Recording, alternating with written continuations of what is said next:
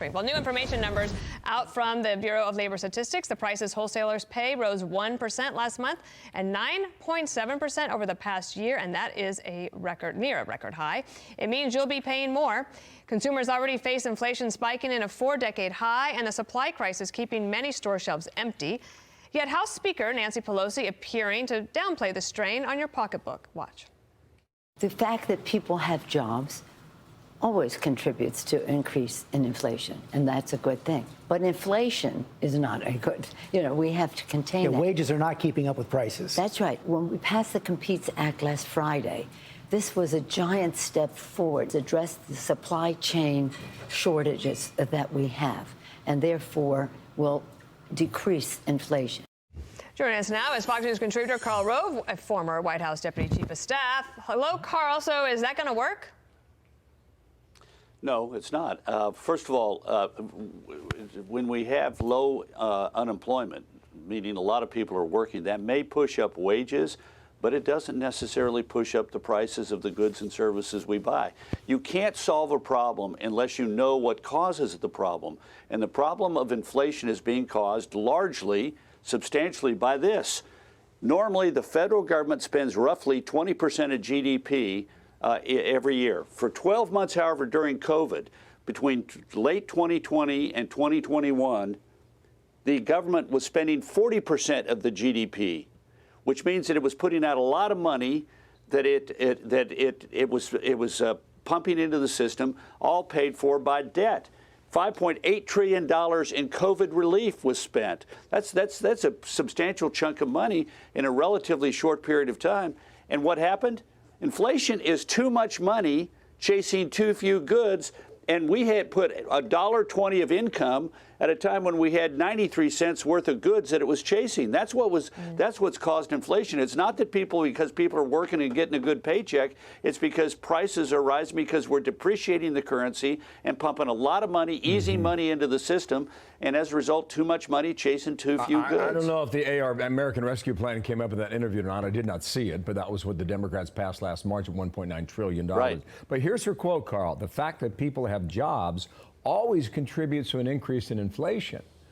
Now, I took Econ 101, but I mean, beyond that, I really can't explain that because during the Trump years, we had historically low unemployment numbers. And a stable. No one talked about inflation. Go. No, price stability during that period of time.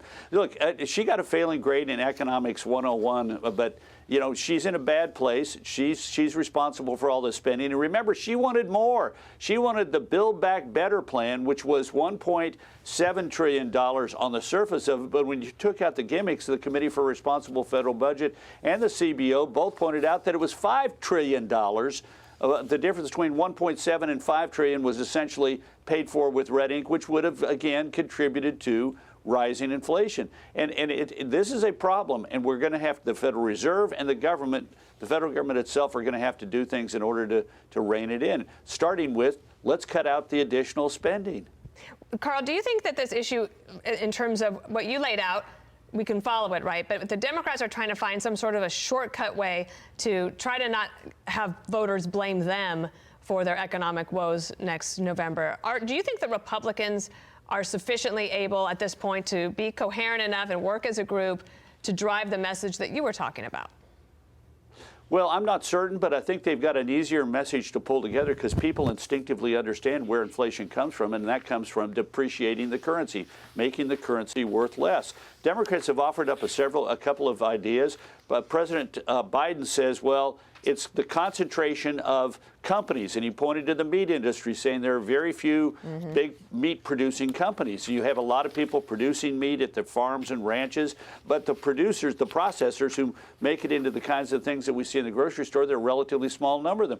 But you know what? The idea there is that there has to be a conspiracy where there is a limited number of producers for everything, because it's not just meat that's up, but milk is up, and gasoline is up, and clothing is up, and everything we buy is up. 17% increase in housing costs. There has to be a giant conspiracy of a small number of home builders that are driving up costs, and a small number of apartment rental companies driving the price up. That's a nutty conspiracy theory. Again, you got to solve a problem by understanding first what is causing the problem, and that is not causing the problem. Thank you, Carl.